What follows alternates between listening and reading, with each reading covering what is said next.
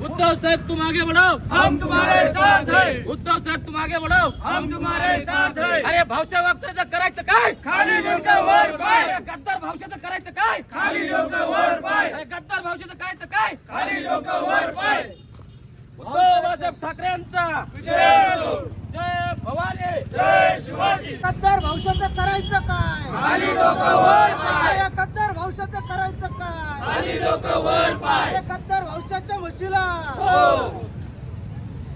निषेध व्यक्त करतो आणि शासनाला या मार्फत तुमच्या माध्यमातून ही एक नम्रतेची विनंती आहे। अरे या गद्दार भावशाच्या म्हशीला खरं तर हा निषेध त्याला समक्ष भेटल्यावर आम्ही त्याचं जाब विचारणार, त्याला त्याची जागा दाखवणार, परंतु प्रतिनिधिक स्वरूपामध्ये आम्ही आज या ठिकाणी आमच्या भावना व्यक्त करण्यासाठी रस्त्यावर उतरून त्याचा निषेध या ठिकाणी केलेला आहे। भाऊसाहेब वागचौरेला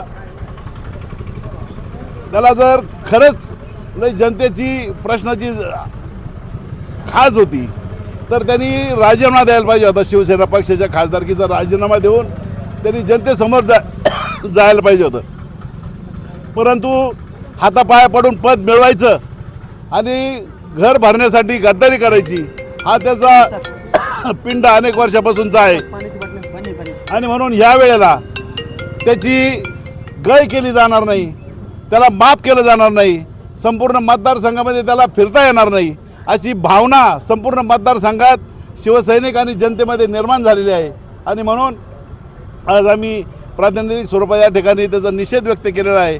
भविष्यामध्ये त्याला या मतदारसंघामध्ये फिरता येणार नाही एवढंच मी या निमित्ताने सांगतो आणि उद्धव साहेबांबरोबर ज्यांनी गद्दारी केली त्यांचा पुनर्जन्म कधी झाला नाही। फक्त हा भाऊसाहेब वागचौरे एक असा होता का त्यांनी साहेबांचे पाय धरले, माफी मागितली आणि म्हणून साहेबांनी त्याला पुन्हा प्रवेश दिला आणि खासदार केलं। त्याची प्रतारणा त्यांनी एक वर्षभरातच अशा गद्दारीने केली तर त्याला परमेश्वर बी माफ करणार नाही, साईबाबा बी माफ करणार नाही आणि या मतदारसंघातली जनता आणि शिवसैनिक कदापि माफ करणार नाही हे निश्चितच। आज आमच्या भावना अशा आहे का या गद्दार भावशा वागचौरेंनी दोनदा गद्दारी करून शिवसैनिकाचा फार मोठी हानी केलेली। शिवसैनिकाला प्रचंड विश्वास होता का आपल्या मतदारसंघात विकास होईल, आपल्या शिवसैनिकाला चांगले दिवस येईन, आपल्या झेडपी पंचायत समितीचे सीटं निवडून येईन, नगरपालिकेत मदत होईल। नगरपालिकेत तर त्यांनी आम्हाला मदत केलीच नाही, त्यांनी छुप्या पद्धतीनं भाजपलाच मदत केली। अशा प्रकारचा हा भावशा वागचौरे खोट्या शपथी घेतो, उद्धव साहेबाला देव माणूस म्हणतो आणि स्वतः मात्र राक्षसाच्या टोळीत जातो असा हा भावशा वागचौरे।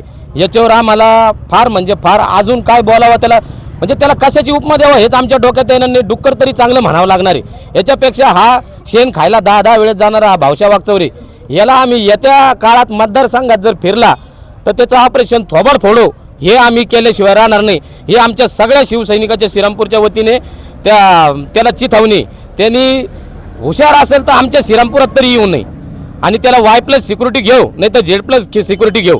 ते काय आहे, आपण सोस होणार की एक लॉर की त्याच्यावर होणार म्हणजे होणार, याच्याबद्दल वाद बिलकुल नाही। एवढंच तुम्हाला मी सांगू इच्छितो। अरे भावसाहेब वागचौरेचं करायचं काय? खाली डोकं वर पाय।